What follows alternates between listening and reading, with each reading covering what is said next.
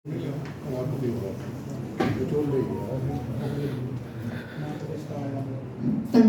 मंडल च सुशोभित बहुत ही अजीम शख्सियत डॉक्टर राही साहब को पुस्तक के लोक अर्पण से मुबारकबाद दिंदी ते हाज़रीन पुस्तक ते पर्चा पेश करन लगी सिरलेख है सुपन संसार ते असल संसार दा समतोल डॉक्टर गुरबचन सिंह राही दी काव्य पुस्तक वर्तमान के प्रतिबिंब। आधुनिक पंजाबी काव्य जगत विच बहुत सारे परिवर्तन देखने को मिल रहे ने।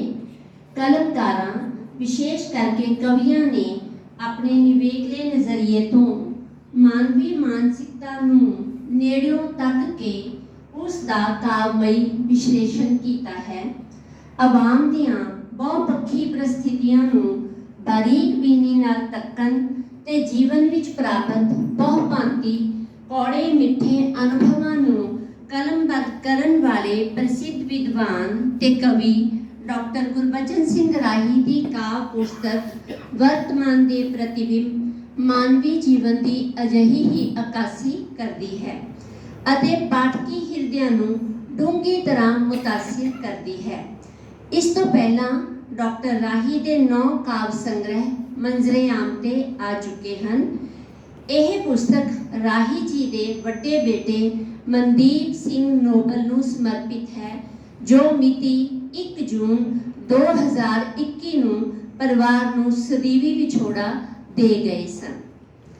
इस काव्य मजमूए विच 40 कवितावां 20 लघु कवितावां 5 रुबाइयां 6 गज़लां अते 40 दोहे दर्ज हैं। काव्य संग्रह की शुरुआत एक किस्म नाल मंगलाचरण तो हुंदी है जिस विच कवि परविदगार अगे नतमस्तक हुंदा होया मनुख दे संकट हरण अते सुखां भरिया समाज सिरजण लई इल्तिजा करदा है। दूजे शब्दां विच कहना होवे तां सर्वप्रथम कविता वंदना विचों शायर दा अध्यात्मवादी नज़रिया प्रगट हुंदा है। दर तेरे दा मैं सवाली झोली सब दी भर दे दुनिया दुत्तर सागर भावें बेड़ा पार तू सब दा कर दे। कुदरत ने कैसा रहस्य सिरजिया है। इस पेचीदा अवस्था अते गुंजलदार परिस्थिति नूं समझना मनुख दे वस विच नहीं है। प्रोफेसर मोहन सिंह ने भी अपनी काव्य पुस्तक सावें पत्तर विचली एक कविता रब एक गुंजलदार बुझारत रब एक गोरख धंदा खोलन लग्या पेच इस दे काफर हो जाए बंदा राही कुदरत ते रहस्य बारे अचंभा प्रगट कीता सी। डॉक्टर राही दे काव्य संसार अनुसार भी इस रहस्य की था पाउनी मुमकिन नहीं। ए फुल पौधे वनस्पति ते हरियावल संकेत करते हैं किसी शक्ति वाल। असी तां अजे इन्हां संकेतां नूं ही नहीं समझिया उस दे रहस्य नूं किवें जान सकते हाँ उस नूं किवें पहचान सकते हाँ। वर्तमान समाज के प्रतिबिंबां के आधार ते कवि चिंतित है कि एक कैसा समाज स्थापित हो गया है। ये दंभी अते मुखौटाधारी लोग कित्थों आ गए हैं। वायुमंडल मानव लई दम घोटू है। अगवाई करन वाले नेता अते बाबे अपना मकसद भुल के लुंबड़ चालां अते स्वार्थी हितां वाले हो गए हैं। ईमानदारी अते उदारवादी सोच भ्रिष्ट निजाम दे जूले हेठा के दम तोड़ रही है। इस संदर्भ विच कवि दी कविता कैसा समाज कैसे लोग इस कुंठित अवस्था की बड़ी खूबसूरती नाल अभिव्यक्ति करती है। इत्थे तां नेता अते बाबे सुतंत्र हर रोज़ करदे नवें षडयंत्र जेड़ी खेड खेडदे सी गोरे ओ खेड कालियां दे हथ आई है। जनता दे लहू पसीने दी कमाई कालियां वंड के खाई है। जनता दे जज्बात नाल खिलवाड़ शर्म हया दी लोई लाही है। कवि दियां कवितावां दा केंद्र बिंदु आधुनिक बोध है। डॉक्टर राही ने जटिल विषयां नूं ਕਮਾਲ ਦੀ ਯੋਗਤਾ ਨਾਲ ਨਿਭਾਇਆ ਹੈ। ਜਿੱਥੇ ਜਿੱਥੇ ਸਮਾਜ ਵਿੱਚ ਕੁਝ ਅਸੰਤੁਲਿਤ ਵਰਤਾਰਾ ਵਾਪਰਦਾ ਅਨੁਭਵ ਹੁੰਦਾ ਹੈ, ਕਵੀ ਆਪਣੀ ਕਲਮ ਨਾਲ ਉਸ ਨੂੰ ਸ਼ਬਦਮਾਲਾ ਵਿੱਚ ਪਰੋ ਦਿੰਦਾ ਹੈ। ਇਹਨਾਂ ਕਵਿਤਾਵਾਂ ਵਿੱਚ ਜੇਕਰ ਅੰਨਦਾਤਾ ਭੁੱਖਾ ਵਿਲਕਦਾ ਵਿਖਾਈ ਦੇ ਰਿਹਾ ਹੈ ਅਤੇ ਕਰਜ਼ੇ ਹੇਠਾਂ ਆ ਕੇ ਖੁਦਕੁਸ਼ੀ ਦੇ ਰਾਹ ਤੁਰਿਆ ਜਾ ਰਿਹਾ ਦ੍ਰਿਸ਼ਟੀਗੋਚਰ ਹੁੰਦਾ ਹੈ, ਤਾਂ ਦੂਜੇ ਪਾਸੇ ਧਰਮ ਦੇ ਠੇਕੇਦਾਰ ਜ਼ਾਤ ਪਾਤ ਦੀ ਦਲਦਲ ਵਿੱਚ ਅਜੇ ਵੀ ਧਸੇ ਹੋਏ ਵਿਖਾਈ ਦਿੰਦੇ ਹਨ। ਬਲਾਤਕਾਰੀਆਂ ਦਾ ਬਦਮਾਸ਼ੀ ਹਾਸਾ ਮਾਨਵਤਾ ਦੀ ਸ਼ਰੇਆਮ ਖਿੱਲੀ ਉਡਾ ਰਿਹਾ ਹੈ। ਬਿਰਧ ਘਰਾਂ ਵਿੱਚ ਰੁਲਦੇ ਅਤੇ ਕਾਰਾਂ ਕੋਠੀਆਂ ਵਾਲੀ ਸੰਤਾਨ ਦੇ ਅਮਾਨਵੀ ਵਿਵਹਾਰ ਦੇ ਸਤਾਏ ਮਾਪੇ ਝੂਰ ਰਹੇ ਹਨ। ਅੰਨਦਾਤਾ ਕਵਿਤਾ ਇਸੇ ਦਰਦਨਾਕ ਅਵਸਥਾ ਨੂੰ ਕਿਉਂ ਬਿਆਨ ਕਰਦੀ ਹੈ? ਜਿਹੜੇ ਪੇਟ ਤੇ ਬੰਨ ਕੇ ਪੱਥਰ ਪੇਟ ਲੋਕਾਈ ਦਾ ਭਰਦੇ ਆ ਰਹੇ, ਹੁਣ ਇਸ ਸੰਕਟ ਵਿੱਚ ਸਾਰ ਉਹਨਾਂ ਦੀ ਲਵੇਗਾ ਕੌਣ? ਜਿਨ੍ਹਾਂ ਦੇ ਗਵਾਚੇ ਨੇ ਜ਼ਿੰਦਗੀ ਦੇ ਸੁਹਾਵਣੇ ਪਲ, ਉਹਨਾਂ ਦੇ ਇਹਨਾਂ ਪਲਾਂ ਨੂੰ ਮੋੜੇਗਾ ਕੌਣ? ਕੁਦਰਤੀ ਆਫਤਾਂ ਅਤੇ ਹੋਰ ਸਮੱਸਿਆਵਾਂ ਮਾਨਵੀ ਸਮਾਜ ਨੂੰ ਕਦੀਮ ਤੋਂ ਦਰਪੇਸ਼ ਰਹੀਆਂ ਹਨ। ਵਿਸ਼ਵ ਵਿੱਚ ਜਦੋਂ ਕੋਵਿਡ-19 ਦਾ ਚਿੰਤਾਜਨਕ ਵਰਤਾਰਾ ਵਾਪਰਦਾ ਹੈ, ਤਾਂ ਕਵੀ ਦੀ ਕਲਮ ਕੋਵਿਡ-19 ਨਜ਼ਮ ਵਿੱਚ ਇਸ ਭਿਆਨਕ ਬਿਮਾਰੀ ਦੇ ਸਿੱਟੇ ਬਿਆਨਦੀ ਹੈ, ਜਿਸ ਵਿੱਚ ਅਨੇਕ ਅੱਖਾਂ ਦੇ ਤਾਰੇ ਟੁੱਟਦੇ ਹਨ, ਮੰਗਾਂ ਦੇ ਸੰਧੂਰ ਉੱਡਦੇ ਹਨ, ਮਾਸੂਮ ਸੁਪਨੇ ਤਾਰ-ਤਾਰ ਹੁੰਦੇ ਹਨ, ਆਸ਼ਾਵਾਂ ਦੇ ਮਹਿਲ ਚਕਨਾਚੂਰ ਹੁੰਦੇ ਹਨ ਅਤੇ ਅੱਖਾਂ ਦਾ ਪਾਣੀ ਸੈਲਾਬ ਬਣਨ ਲੱਗਦਾ ਹੈ। ਇਸ ਚਿੰਤਾਜਨਕ ਮਾਹੌਲ ਨੂੰ ਆਪਣੇ ਕਲੇਵਰ ਵਿੱਚ ਲੈਂਦੀਆਂ ਕੁਝ ਸਤਰਾਂ, ਹੱਸਦੀ ਵਸਦੀ ਲੋਕਾਈ ਤੇ ਇੱਕ ਇਹੀ ਮੁਸੀਬਤ ਆਈ ਹੈ, ਤਾਰਿਆਂ ਭਰੇ ਅੰਬਰਾਂ ਤੇ ਅੱਜ ਘਟਾ ਕਾਲੀ ਕਿਉਂ ਛਾਈ ਹੈ, ਕੁੱਗ ਵਸੇਂਦੀ ਦੁਨੀਆ ਤੇ ਇੱਕ ਇਹੀ ਮੁਸੀਬਤ ਆਈ ਹੈ। ਇਹਨਾਂ ਕਵਿਤਾਵਾਂ ਦਾ ਅਹਿਮ ਥੀਮ ਪਿਆਰ ਹੈ, ਜੋ ਸ੍ਰਿਸ਼ਟੀ ਦਾ ਮੂਲ ਹੈ। ਮਨੁੱਖ ਦੀ ਇਸੇ ਤੋਂ ਪਛਾਣ ਹੁੰਦੀ ਹੈ। ਇਸੇ ਲਈ ਕਵੀ ਲਿਖਦਾ ਹੈ, ਦੋਹਾਂ ਦੇ ਵਿੱਚੋਂ ਮੈਂ ਉਦਾਹਰਨਾਂ ਤੁਹਾਡੇ ਨਾਲ ਸਾਂਝੀਆਂ ਕਰਦੀ ਹਾਂ। ਸਭ ਨੂੰ ਪ੍ਰੇਮ ਵੰਡ ਤੂੰ, ਰੱਖ ਨਾ ਮਨ ਵਿੱਚ ਰੋਸ, ਅੰਦਰ ਚਾਤੀ ਮਾਰ ਤੂੰ, ਦੇ ਨਾ ਕਿਸੇ ਦੋਸ਼। ਧਾਰ ਰੂਪ ਮਨੁੱਖ ਦਾ ਫਿਰਦੇ ਕਈ ਸ਼ੈਤਾਨ, ਦੁੱਖ ਸੁੱਖ ਅਤੇ ਆਸ਼ਾ ਨਿਰਾਸ਼ਾ ਜੀਵਨ ਦੇ ਅਟੁੱਟ ਪਹਿਲੂ ਹਨ। ਕਿਉਂਕਿ ਕਵੀ ਖੁਦ ਇੱਕ ਸਮਾਜਿਕ ਪ੍ਰਾਣੀ ਹੁੰਦਾ ਹੈ, ਇਸ ਕਰਕੇ ਨਿੱਜੀ ਜੀਵਨ ਵਿੱਚ ਵਾਪਰਨ ਵਾਲੀਆਂ ਦੁਖਦਾਈ ਘਟਨਾਵਾਂ ਨੂੰ ਕਵਿਤਾ ਜ਼ਰੀਏ ਕਲਮਬੱਧ ਕਰਕੇ ਆਪਣਾ ਦੁੱਖ ਹਲਕਾ ਕਰਕੇ ਇੱਕ ਤਾਂ ਸ਼ਾਂਤੀ ਅਨੁਭਵ ਕਰਦਾ ਹੈ ਅਤੇ ਦੂਸਰਾ ਕੁਝ ਮੇਲ ਸੁੱਖ ਪ੍ਰਾਪਤ ਕਰਦਾ ਪ੍ਰਤੀਤ ਹੁੰਦਾ ਹੈ। ਆਪਣੀ ਸੁਪਤਨੀ ਤ੍ਰਿਪਤ ਕੌਰ ਰਾਹੀ ਅਤੇ ਵੱਡੇ ਬੇਟੇ ਮਨਦੀਪ ਦੀ ਯਾਦ ਨੂੰ ਸਮਰਪਿਤ ਨਜ਼ਮਾਂ ਅਜਿਹੀਆਂ ਸੰਕਟਕਾਲੀਨ ਪ੍ਰਸਥਿਤੀਆਂ ਵਿੱਚੋਂ ਜਨਮ ਲੈਂਦੀਆਂ ਹਨ। ਕਵਿਤਾ ਮੇਰੇ ਹਮਸਫਰ ਅਤੇ ਤ੍ਰਿਪਤ ਤੂੰ ਸੁਣ ਪਤਨੀ ਨੂੰ ਅਤੇ ਜ਼ਿੰਦਗੀ ਦੀ ਮਾਲਾ ਚੋਂ ਬੇਟੇ ਮਨਦੀਪ ਨਾਲ ਜੁੜੀਆਂ ਯਾਦਾਂ ਹਨ। ਕਵੀ ਸੰਬੋਧਨੀ ਸੁਰ ਦਾ ਇਸਤੇਮਾਲ ਕਰਦਾ ਹੋਇਆ ਆਪਣੀਆਂ ਭਾਵਨਾਵਾਂ ਅਤੇ ਜਜ਼ਬਿਆਂ ਨੂੰ ਪ੍ਰਤੀਕਾਤਮਕ ਸ਼ੈਲੀ ਵਿੱਚ ਬਿਆਨ ਕਰਦਾ ਹੈ। ਜ਼ਿੰਦਗੀ ਦੀ ਮਾਲਾ ਚੋਂ ਕਵਿਤਾ ਦੀਆਂ ਕੁਝ ਸਤਰਾਂ ਹਨ। ਉਸ ਦੀ ਨੁਹਾਰ ਹੁਣ ਘਰ ਵਿੱਚ ਪਈ ਹਰੇਕ ਵਸਤੂ ਵਿੱਚੋਂ ਭਾਲਦਾ ਹਾਂ, ਅੱਖਾਂ ਵਿੱਚ ਉਮੜੇ ਅਥਰੂਆਂ ਦੇ ਸੈਲਾਬ ਵਿੱਚ ਲੱਭਦਾ ਹਾਂ। ਇਸੇ ਪ੍ਰਕਾਰ ਜੀਵਨ ਸਾਥਣ ਦੇ ਦੇਹਾਂਤ ਤੇ ਸ਼ਰਧਾਂਜਲੀ ਉਪਰੰਤ ਲਿਖੀ ਕਵਿਤਾ ਮੇਰੇ ਹਮਸਫਰ ਡਾਕਟਰ ਰਾਹੀ ਦੀ ਸਾਦਗੀ ਅਤੇ ਕੁੰਠਿਤ ਤੇ ਸੰਵੇਦਨਸ਼ੀਲ ਬਲਬਲਿਆਂ ਦੀ ਤਰਜਮਾਨੀ ਕਰਦੀ ਹੈ। ਮੇਰੀ ਅਰਧੰਗਨੀ, ਮੇਰੀ ਹਮਸਫਰ, ਮੇਰੀ ਰਫੀਕੇ ਹਯਾਤ, ਮੈਂ ਤੈਨੂੰ ਜਦੋਂ ਮੰਜੇ ਤੇ ਬੇਹਿੱਸ ਲੇਟੀ ਤੱਕਦਾ ਹਾਂ, ਇੰਜ ਲੱਗਦਾ ਹੈ ਰੁਕ ਗਿਆ ਹੈ ਚਰਖ ਇਹ ਹਯਾਤ। ਤੇਰੀਆਂ ਡੁੱਬ ਡੁਬਾਈਆਂ ਅੱਖਾਂ ਵੱਲ ਤੱਕਦਾ ਹਾਂ ਤਾਂ ਮੇਰੀਆਂ ਅੱਖਾਂ ਵਿੱਚ ਉਮੜ ਆਉਂਦਾ ਹੈ ਕੋਈ ਸੈਲਾਬ। ਟੁੱਟਦੇ ਵੇਖਦਾ ਹਾਂ ਮੈਂ ਜ਼ਿੰਦਗੀ ਦੇ ਹੁਸੀਨ ਖਾਬ। ਇੱਥੇ ਕਵੀ ਦੀ ਪ੍ਰੇਮ ਭਾਵਨਾ ਬੋਲਦੀ ਜਾਪਦੀ ਹੈ। ਉਹ ਕਲਪਨਾ ਵਿੱਚ ਪਿਛਲੇ ਦ੍ਰਿਸ਼ ਹੂਬਹੂ ਦੁਹਰਾਉਂਦਾ ਹੈ। ਇਹੀ ਪੁਨਰਵ੍ਰਿਤਾਤਮਕਤਾ ਹੈ। ਇਹ ਕਵਿਤਾ ਨਿੱਜੀ ਵੇਦਨਾ ਦਾ ਪ੍ਰਮਾਣਿਕ ਦਸਤਾਵੇਜ਼ ਬਣਦੀ ਹੈ। सितार जीवन दी चुप है, प्यार दा गीत सुना जा। गज़ल दा मिसरा है। बाहां च जोर नहीं ते लत्तां नी ताणियां, जिंदगी दी जंग नूं किवें लड़ांगा मैं। एक गज़ल दा शेर है। ये शेर बाबा फरीद नूं चेते करवा दिंदा है। चब्बन चलन रतन से सुनियर बह गए, हेड़े मुत्ती ताह से जानी चल गए।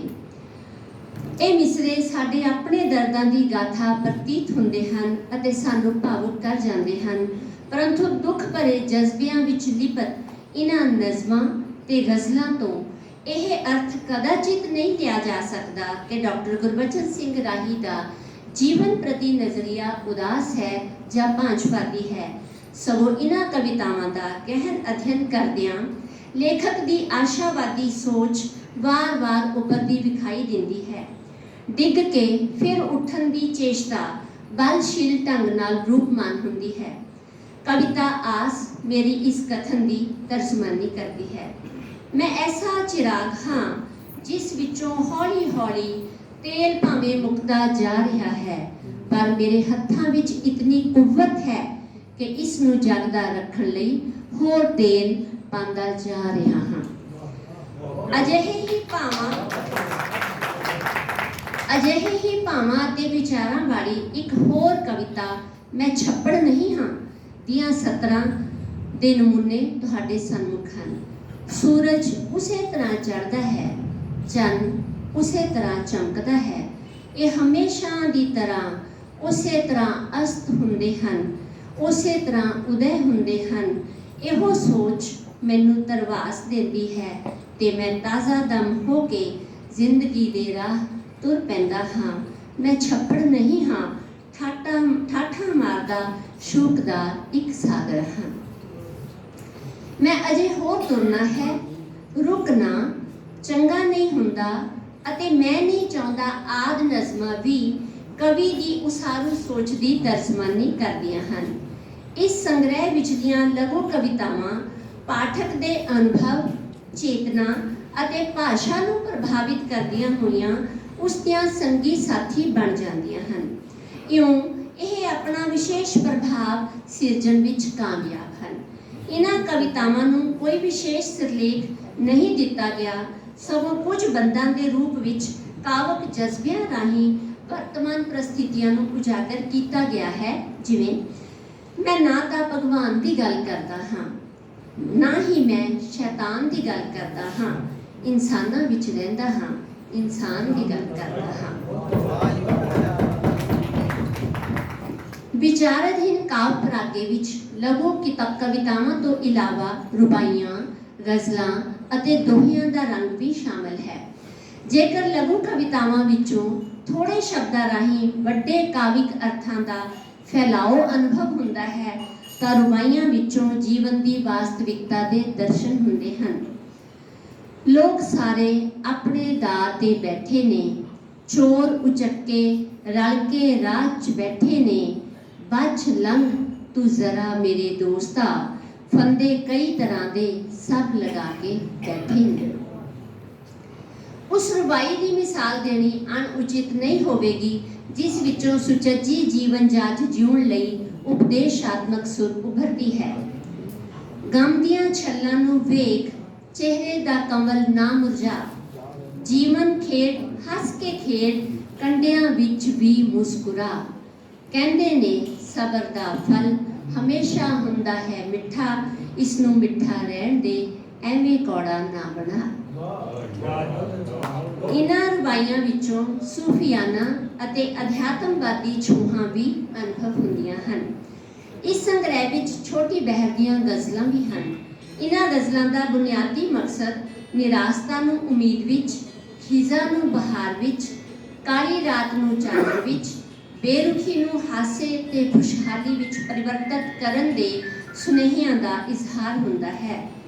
ਵੱਖ-ਵੱਖ ਗਜ਼ਲਾਂ ਵਿੱਚੋਂ ਦੋ ਸ਼ੇਰ, ਸਿਤਾਰ ਜੀਵਨ ਦੀ ਚੁੱਪ ਹੈ, ਪਿਆਰ ਦਾ ਗੀਤ ਸੁਣਾ ਜਾ।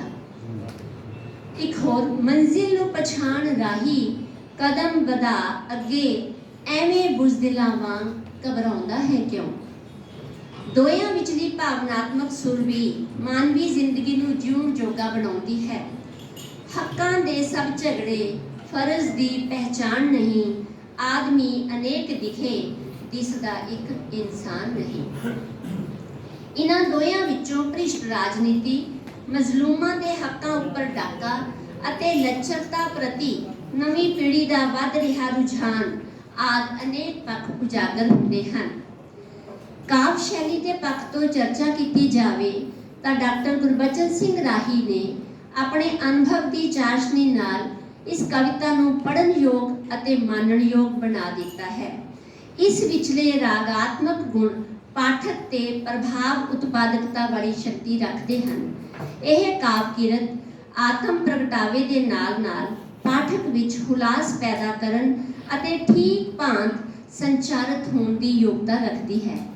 ਕਵੀ ਦੇ ਸੁਪਨ ਸੰਸਾਰ ਦੀ ਬੁਨਿਆਦ ਕਿਉਂਕਿ ਅਸਲ ਸੰਸਾਰ ਬਣਦਾ ਹੈ, ਇਸ ਲਈ ਇੱਕ ਪਾਸੇ ਇਹ ਕਵਿਤਾ ਵਾਸਤਵਿਕਤਾ ਦੇ ਰੂਬਰੂ ਕਰਵਾ ਕੇ ਵਰਤਮਾਨ ਪ੍ਰਤੀ ਅਸੰਤੋਸ਼ ਦੀ ਭਾਵਨਾ ਪ੍ਰਗਟਾਉਣ ਵਾਲੀ ਹੈ, ਤਾਂ ਦੂਜੇ ਪਾਸੇ ਸੁਪਨੇ ਲੈਣੇ ਸਿਖਾਉਣ ਵਾਲੀ ਅਤੇ ਇੱਛਾ ਅਨੁਸਾਰ ਸੰਸਾਰ ਨੂੰ ਬਦਲ ਦੇਣ ਵਾਲੀ ਵੀ ਹੈ।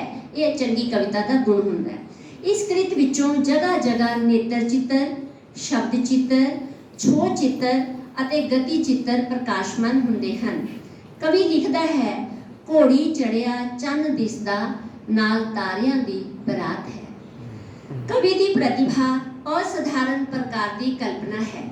ਉਹ ਕਾਰੀਤਰੀ ਪ੍ਰਤਿਭਾ ਵਾਲਾ ਹੈ, ਜਿਸ ਵਿੱਚ ਨਵੀਨਤਾ ਦੀ ਭਾਵਨਾ ਦਾ ਮਨੋਰਾਜ ਤੇ ਬੁੱਧੀ ਸੰਗਤ ਹੋਣ ਕਾਰਨ ਅਕਲ ਦਾ ਨਿਯੰਤਰਣ ਬਣਿਆ ਰਹਿੰਦਾ ਹੈ।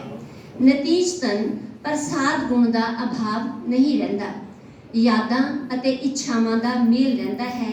ਉਹ ਜਗ ਬੀਤੀ ਵੀ ਕਹਿ ਜਾਂਦਾ ਹੈ ਅਤੇ ਆਪਣੀਆਂ ਇੱਛਾਵਾਂ ਤੇ ਆਦਰਸ਼ਾਂ ਦਾ ਰੰਗ ਵੀ ਦੇ ਜਾਂਦਾ ਹੈ।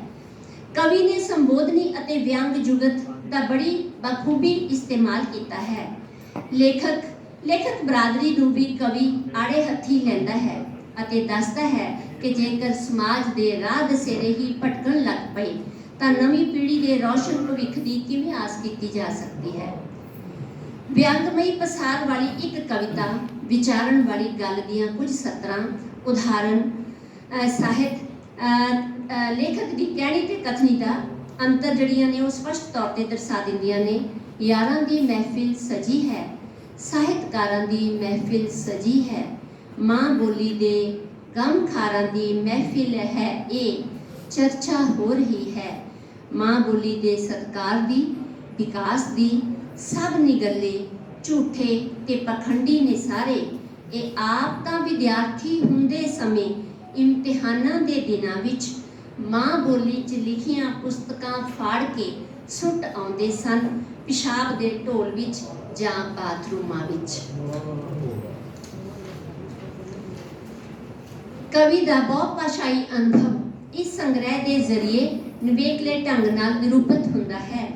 ਵਰਤਮਾਨ ਪੀੜ੍ਹੀ ਉਰਦੂ ਫਾਰਸੀ ਦੀ ਲਫ਼ਜ਼ਾਲੀ ਤੋਂ ਲਗਭਗ ਕੋਰੀ ਹੈ, ਪਰੰਤੂ ਡਾਕਟਰ ਰਾਹੀ ਦੀਆਂ ਕਵਿਤਾਵਾਂ, ਗਜ਼ਲਾਂ, ਦੋਹਿਆਂ ਅਤੇ ਰੁਬਾਈਆਂ ਵਿੱਚ ਅਰਬੀ ਫਾਰਸੀ ਦੀ ਭਰਪੂਰ ਮਿਸ ਹੈ, ਜਿਸ ਨਾਲ ਇਹ ਕਾਵਿ ਸੰਗ੍ਰਹਿ ਹੋਰ ਪੜ੍ਹਨ ਯੋਗ, ਕੁਝ ਨਵਾਂ ਗ੍ਰਹਿਣ ਕਰਨ ਯੋਗ ਅਤੇ ਦਿਲਚਸਪ ਬਣ ਗਿਆ ਹੈ।